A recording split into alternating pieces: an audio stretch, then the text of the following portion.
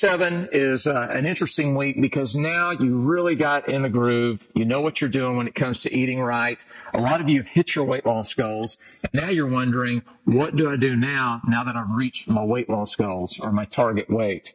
I really want to challenge you to be careful here because I have found personally, and for my wife and for other people, once they do hit their weight loss goals or their targets, that they tend to go out and start partying like a rock star, and they get stuck in that same food addiction that got them overweight in the first place. You've got to be very careful, folks, because food is so addicting. The taste of sugar or the taste of certain foods that aren't good for you, your physiology side will get addicted because it spikes your glucose. It gives you a little bit of a rush. So you've got to be really careful going forward. Once you hit your target weight and your weight loss goals, you start playing these mental games with yourself thinking that, well, I can do a little here and it's not going to be a big deal. I always compare weight loss and food addiction to smoking.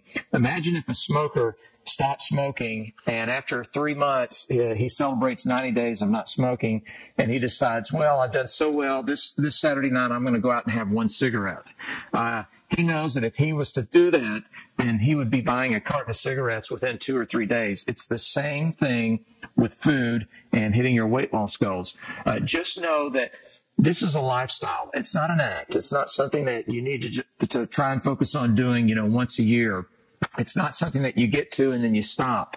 The other extreme of this is I see a lot of people that once they hit their goals, they start training for marathons and they start doing a lot of radical things because they're bored with what got them there in the first place. You can often burn yourself out or fool yourself into thinking that if you're going to start working out harder or doing a lot of these radical things, that you can cheat more on food. That's where most people get caught and they get back into that vicious cycle of food addiction. So again, I try to remind everyone that if you have a boring workout system where you're walking or doing some light interval training 3 or 4 days a week and you're eating salads and natural foods, that's a great place to be in because you've reached your weight loss goals. Now you're really forming solid habits that are going to last you for a lifetime. In the fitness world and in the media and in retail, they show these beautiful bodies and these beautiful workout outfits and all this motivation and dance and laughing and while you're working out and pumping up. Folks, that is a complete myth. 99% of those people that succeed with this motivation myth end up going back to their bad habits.